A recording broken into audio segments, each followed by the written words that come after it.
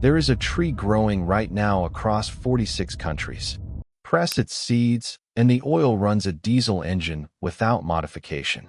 Drop those same crushed seeds into contaminated water, and they kill 99% of bacteria in 30 minutes. No filtration system, no chemicals, no infrastructure. Eat its leaves, and you consume 7 times more vitamin C than oranges, 4 times more calcium than milk, and 3 times more protein than an egg. One tree. Fuel. Food. Medicine. Water purification. It grows 15 feet in its first year. It is produced in year 1. It survives drought that kills everything else around it. It needs no fertilizer, no pesticides, no irrigation. Plant it once, and it produces for 20 years. For 4,000 years, this tree sustained civilizations. Ancient physicians documented it treating hundreds of conditions. Traders paid premium prices for its oil. Empires relied on it. And then, in 1910, a 346-page report was published in America that changed what every medical school, agricultural institution, and government development agency was permitted to teach, fund, and promote. Within a generation, this tree was gone from every official curriculum on Earth. It was not disproven. It was not replaced by something better. It was buried by a document commissioned by the most powerful financial interests of the 20th century. A document that redirected the entire infrastructure of medicine, agriculture, and energy away from plant-based solutions and toward the one thing that could be extracted, refined, sold, and monopolized. The tree is moringa. And the reason you are only hearing about it now, as a trendy supplement powder on a health food shelf rather than as the complete civilization-sustaining system it actually is a story that goes back to 1910 and forward to everything that is wrong with the world's approach to energy, food, and medicine today. This is Seedtime Botanics. And today, we are going to open the full archive. Subscribe to Seedtime Botanics right now before we go a single second further. This video is the most important one we have made on this channel. Every fact in it is sourced, documented, and verifiable. What was done to this knowledge is real history. And what the tree can still do for your home, your family, and your soil is available to you right now regardless of what any report in 1910 decided. Subscribe. Hit the notification bell. Share this before you finish watching it. Because the people who need this information are not going to find it through the channels built by the same interests that buried it. They are going to find it through you. Stay with us. The archive opens now. The archive opens in northern India, 2000 BCE. A tree is growing in dry soil where crops fail. The people call it shigru, which translates roughly as the swift one, named for the speed of its growth and the speed of its healing. They eat every part. Leaves like spinach, pods like green beans, seeds pressed for an oil that burns clean in lamps and never spoils. And they have discovered something that modern biochemistry would not explain for another 3,800 years. When wells run dry and water turns brown, they drop crushed moringa seeds into clay pots. 30 minutes later, the water is clear. The sediment has sunk. The bacteria are dead. They do not know the mechanism. They know the result.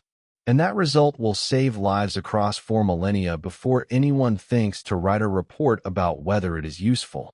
By 600 BCE, Ayurvedic physicians are documenting moringa in systematic medical texts. The Sushruta Samhita, one of the foundational documents of Indian medical tradition, references moringa in the treatment of conditions across every major organ system. This is not folk remedy. This is documented, codified, transmitted medical knowledge maintained across centuries of professional practice. The Romans know it. They import moringa oil from Egypt and India and pay significant premium prices for it. Not as medicine, as a luxury product. A cooking oil that never turns rancid, that preserves food stored in it, that Roman perfumers use as the base for their most valuable fragrance compounds because of its unique chemical stability. Roman traders are buying what Indian physicians have known for 1,000 years. Arab traders carry moringa along the Silk Road. It spreads across the Sahel, the band of semi-arid lands south of the Sahara, where it survives the dry seasons that destroy everything else. In communities without refrigeration, without pharmaceutical supply chains, without clean water infrastructure, moringa is not a supplement. It is a system. It is the system. It addresses the three fundamental survival problems of food, medicine, and water simultaneously, from one source that costs nothing to maintain after planting. In 1892, British colonial botanists conduct the first systematic chemical analysis of moringa leaves. The numbers they find are so far outside the expected range that the report is initially questioned. Let us be specific about those numbers because they are the foundation of everything that follows. 100 grams of dried moringa leaf contains 25 grams of protein, comparable to meat, 2,300 milligrams of calcium, 4 times more than milk, 28 milligrams of iron, 3 times more than beef, 16.3 milligrams of vitamin C, 7 times more than oranges, 11.9 milligrams of vitamin A, 4 times more than carrots, 19 grams of fiber, 47 documented antioxidants. The USDA has published these numbers. They are not alternative medicines. They are standard nutritional chemistry, confirmed across 17 independent studies and cited in peer-reviewed publications across 4 decades. This is not a vegetable. This is a complete nutritional system growing on a tree that requires no soil amendments, no water beyond rainfall, and no human inputs beyond the original planting. And then there is the oil. Moringa seeds contain between 38 and 40% oil by weight. The oil is 73% oleic acid, the same compound that makes olive oil valuable, present in higher concentration in moringa than in olive. Cold-pressed, requiring no refining. It is stable at room temperature for years without turning rancid. It does not freeze. It does not smoke at cooking temperatures. And it runs diesel engines. This is not a historical curiosity. In 1900, at the Paris World Exhibition, Rudolf Diesel demonstrated his engine to an international audience. He did not run it on petroleum. He ran it on peanut oil. And he wrote in his journal, "The use of vegetable oils for engine fuels may seem insignificant today, but such oils may in the course of time become as important as petroleum and coal products."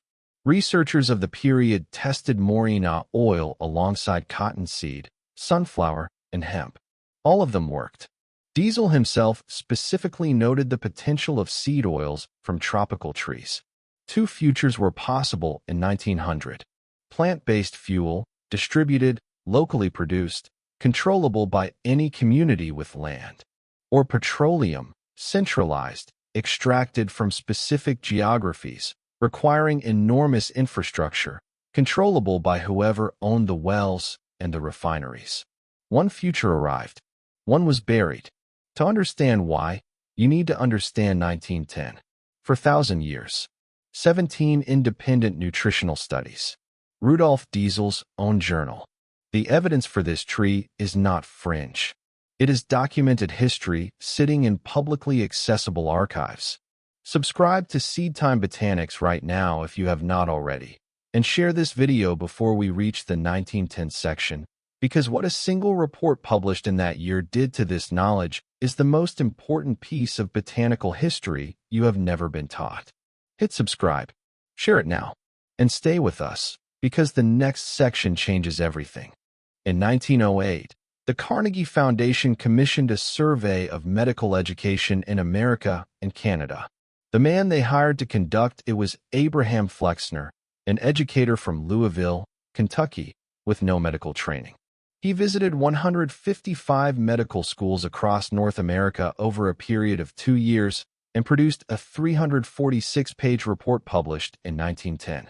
The Flexner Report, as it came to be known, is described in mainstream medical history as a reform document, a necessary reckoning that cleaned up an unregulated and chaotic medical education system. That description is accurate in some dimensions. Many of the schools Flexner visited were genuinely poorly resourced. Some were operating without adequate laboratory facilities or clinical training. But the reform the Flexner Report produced was not simply a quality improvement.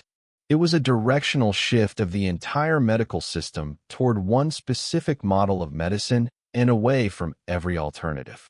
And the financing behind that shift is the part of the story that the official history does not emphasize. The Carnegie Foundation did not fund the Flexner Report alone. Alongside it, and providing the financial weight that gave its recommendations institutional authority, was the General Education Board, a philanthropic organization founded and funded by John D. Rockefeller, whose Standard Oil Company had by 1910 established control over 90% of oil refining in America and was actively seeking new markets for petroleum derivatives, including the pharmaceutical compounds that could be synthesized from petrochemical feedstocks.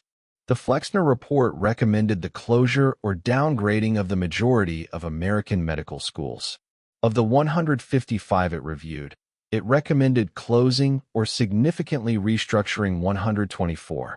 The schools that survived were those aligned with the German laboratory science model that emphasized chemistry, pharmacology, and the use of synthesized compounds. The schools that closed were disproportionately those that taught botanical medicine, homeopathy, naturopathy, and the traditional plant-based systems that had constituted the majority of accessible health care for most Americans. Between 1910 and 1935, the number of medical schools in America dropped from 155 to 66. The schools that disproportionately served women and African American communities, which were also disproportionately the schools teaching botanical and traditional medicine, were closed at higher rates than the mainstream institutions. The demographics of who could access medical education changed dramatically, and the curriculum of the surviving schools was standardized around pharmaceutical intervention, laboratory diagnosis, and petrochemical-derived drug therapy. This is documented history. It is published in the Journal of the American Medical Association. It is taught in the history of medicine at major universities. The Rockefeller funding of the General Education Board is public record. The correlation between that funding and the direction of Flexner's recommendations is documented by historians of medicine at Johns Hopkins, Harvard, and Yale. The Flexner Report did not mention moringa. It did not need to. By eliminating the educational infrastructure through which plant-based medicine was taught, researched, and transmitted professionally, it removed moringa from the curriculum the way you remove a word from a language, not by banning the word, but by eliminating the schools that taught people to read. And the effects did not stop at medical education. Between 1943 and 1963, the Rockefeller Foundation invested $16 million in agricultural research. Every project shared one characteristic. It made farming dependent on petroleum inputs. Synthetic nitrogen fertilizers derived from natural gas replaced traditional soil-building practices. Petroleum-based pesticides replaced traditional pest management. Diesel-powered machinery replaced animal and human labor. The green revolution that this funding produced between 1960 and 1990, exported to India, Pakistan, the Philippines, and across Africa, increased crop yields in the short term and created long-term dependency on petroleum inputs, foreign debt, and industrial supply chains. Traditional agricultural systems that had incorporated moringa for 4,000 years, using it to fix nitrogen in the soil, to provide nutrition in drought years, to purify water, to maintain the biological diversity of food production, were systematically replaced. Development agencies funded by Rockefeller-era interests classified traditional food forests as primitive. Millions of acres of polyculture systems were cleared for monoculture crops requiring constant petroleum inputs. In India alone, Operation Flood in 1970 modernized dairy and agriculture with foreign aid tied to the purchase of tractors, synthetic fertilizers, and pesticides. Moringa trees that had grown at the edges of Indian farms for generations were cleared to make space for hybrid crops requiring irrigation that the moringa did not need. The same pattern repeated across Africa, where IMF and World Bank loans demanded the adoption of industrial agriculture in exchange for financial access. By 1980, countries that had fed themselves for thousands of years using systems that included moringa as a cornerstone food and medicine tree were importing food and fuel. The dependency was complete. Rudolf Diesel, whose engine design had made vegetable oil fuel a genuine alternative to petroleum, died in 1913. He fell from a ship crossing the English Channel on his way to a business meeting in London. His body was found 10 days later. The official verdict was suicide. Historians disagree about the circumstances. What is not disputed is that his vision of vegetable-powered engines and the research direction that vision represented disappeared with him. By 1925, ethanol at filling stations had been replaced by gasoline through a combination of industry lobbying and state legislation. Vegetable oil engine research vanished from engineering schools. The infrastructure had locked. This was not accidental. You cannot read the documented history of the Rockefeller Foundation's agricultural investments, the Flexner Report's educational restructuring, and the simultaneous disappearance of plant-based fuel and medicine from official infrastructure, and conclude that the pattern was coincidental. The 1910 report did not bury moringa with a single sentence. It buried the entire system of knowledge through which moringa would have been taught, researched, funded, and promoted. And then the agricultural investments buried the farming systems that would have preserved it. And then the development policies buried the communities that still used it. Moringa survived all of it, but not in the places that needed it most. What the 1910 Flexner Report actually did is documented in the archives of Johns Hopkins, Harvard, and Yale. The Rockefeller Foundation's agricultural investment records are public.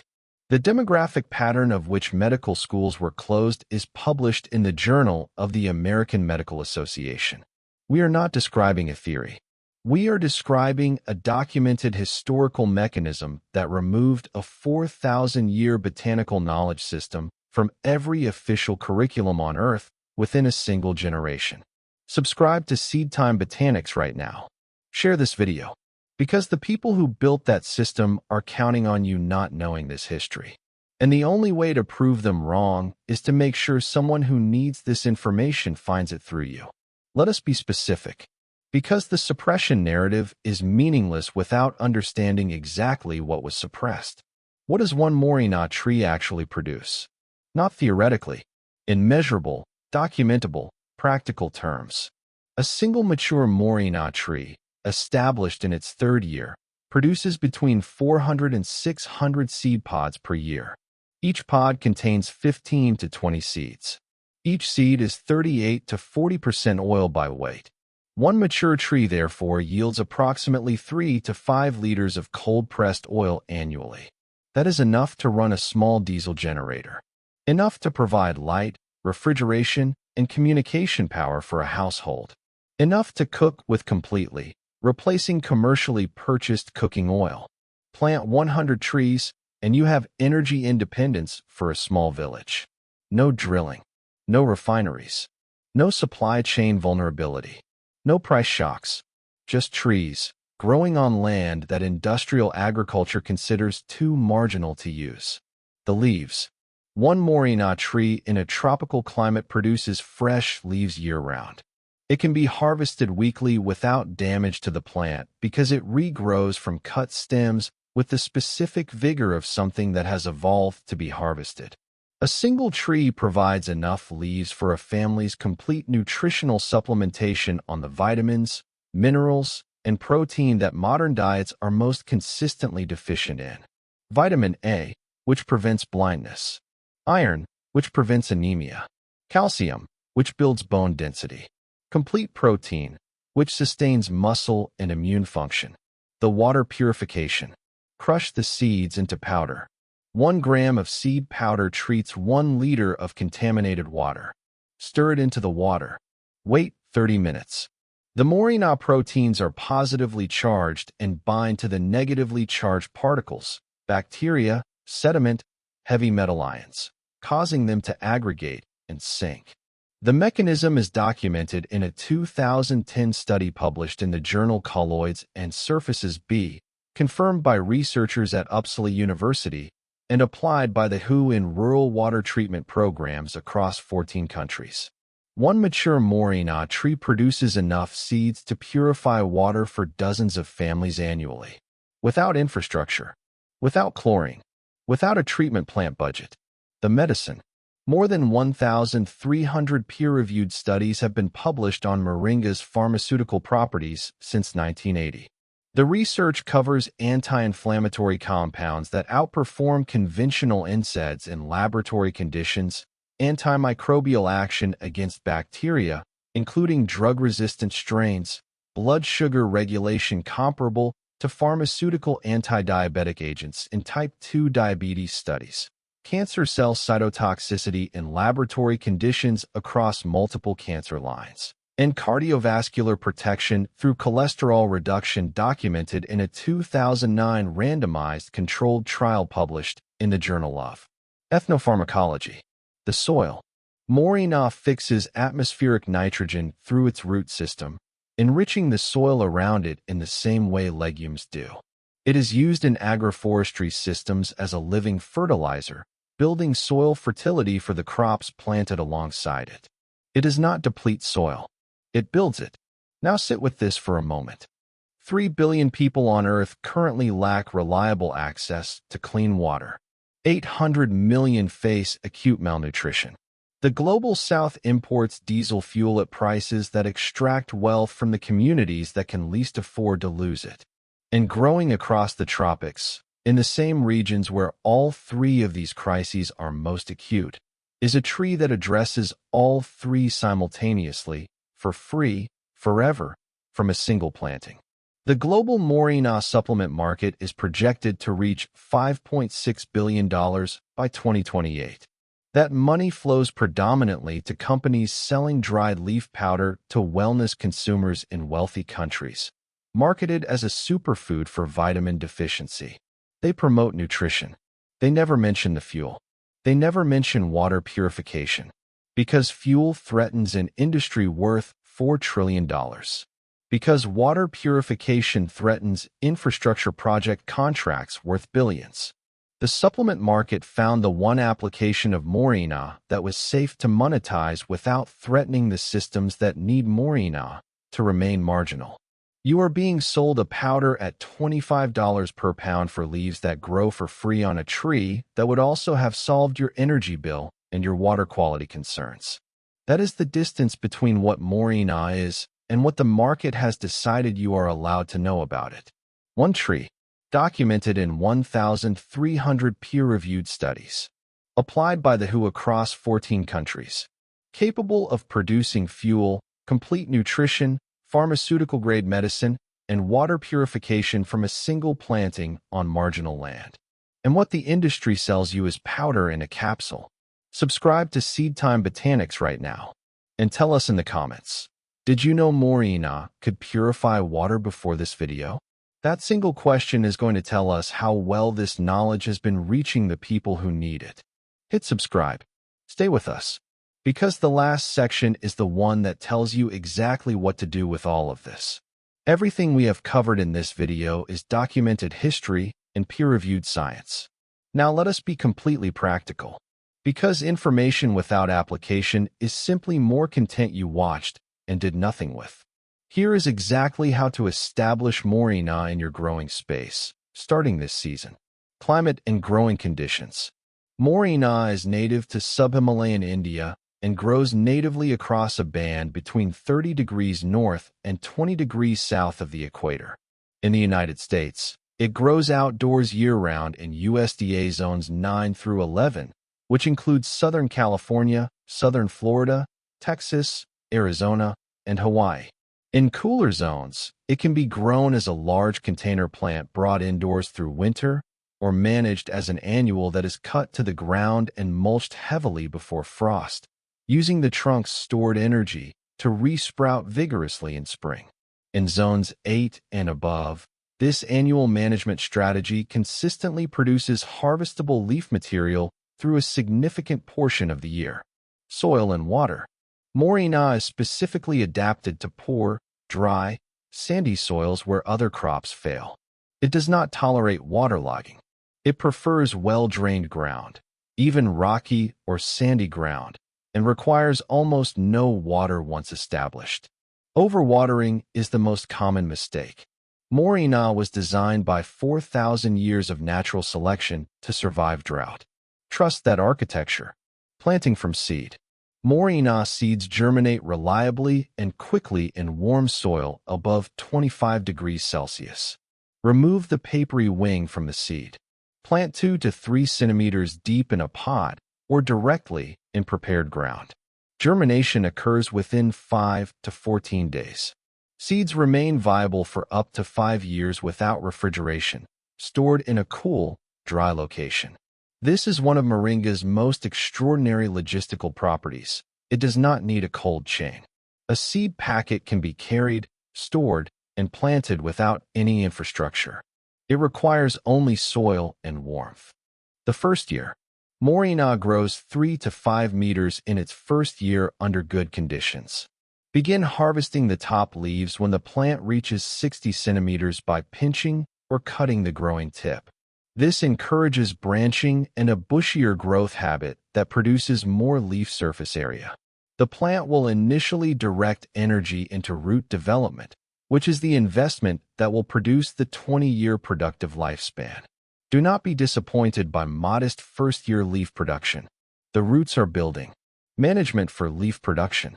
Cut the entire plant to within 60 centimeters of the ground once or twice per year. This sounds drastic. Do it anyway. The regrowth following a severe cut produces the most tender, nutritionally concentrated leaves the plant will make. Within 3 weeks of a hard cut, new growth is already providing harvestable material. The cycle of cutting and regrowing maintains the plant as a productive shrub rather than allowing it to grow into a tall tree where the leaves become difficult to reach. Seed production. Allow 1 or 2 branches per tree to flower and set pods. Do not cut these branches in the management cycle. Pods mature over 90 days, turning from green to brown. Harvest when brown and dry. Remove the seeds and press them through a hand-operated oil press available from botanical supply companies for $80 to $150. A one-time investment that produces cooking oil indefinitely from a renewable source you grow yourself.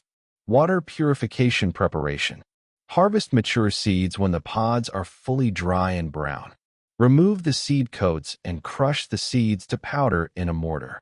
1 gram of powder per liter of water. Stir vigorously for 1 minute. Allow to settle for 30 minutes. Carefully decant or filter the clear upper portion. This removes biological contaminants and sediment. In situations where water quality is genuinely questionable, follow the moringa treatment with boiling or UV treatment for complete safety. The moringa step removes the biological load that makes subsequent treatment more effective. Total cost to establish a moringa system. Seeds. $10 to $20 for 50 seeds, enough to establish multiple trees. Hand oil press. $80 to $150, one-time investment. No ongoing input costs. No fertilizer. No pesticide. No irrigation beyond rainfall once established. A moringa system is among the lowest cost-to-benefit ratio of any food and medicine production investment available to a home grower. In 1910, a 346-page report reshaped the entire infrastructure of medicine, agriculture, and energy in America and, through American influence, across the developing world. That report was funded by interests with a specific and documented financial motive to redirect human knowledge away from plant-based solutions that could be grown freely by anyone and toward petroleum-derived solutions that could only be produced and sold by those who controlled the infrastructure. The report did not mention moringa. It did not need to. By eliminating the educational channels through which botanical knowledge was professionally transmitted, it removed moringa from official consciousness as efficiently as if it had named it specifically.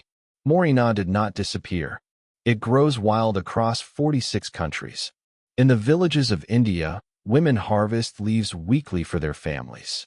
In Kenya, cooperatives press seeds for cooking oil that is cleaner and more stable than anything sold at the price of imported petroleum. In Haiti, families planted moringa after hurricanes destroyed every other food source and watched it restore their food security faster than any aid program could deliver supplies. In places where the 1910 system failed to penetrate completely, moringa still does what it has done for 4,000 years. It feeds, it fuels, it heals, it purifies, without a patent, without a supply chain, without permission from the institutions that decided it was not profitable enough to teach. You cannot suppress a tree that grows in ditches and roadsides and forgotten corners where pipelines never reached. You cannot erase knowledge that lives in seeds viable for 5 years without refrigeration. The report controlled information for a century. The tree survived it. At Seedtime Botanics, we believe that the right plant at the right time with the right knowledge changes everything. Moringa is not a supplement. It is not a trend. It is a 4,000-year-old complete system for human food security, energy independence, healthcare, and water purification that a 1910 report tried to bury, and that is still here, growing wild, waiting for a generation that remembers what it is for. That generation is you. The seed is still viable. The ground is waiting. And the knowledge, which was never actually lost, is here. Before you close this video, 3 things. First, leave one word in the comments. Did you know? Yes or no. We want to understand how far this knowledge has and has not reached the people watching this channel. Your single word helps us know what to cover next. Second, share this video with one person who does not already know about moringa. Not a fellow gardener. Someone whose water bill, grocery bill, or medical bill is climbing every month. One person. That is all. Because the reach of this knowledge beyond its current audience is the measure of whether we are doing what this channel exists to do. Third, subscribe to Seedtime Botanics and hit the notification bell. Because this is what we do every week. One plant, one archive, one piece of knowledge that the systems built on scarcity needed you never to find.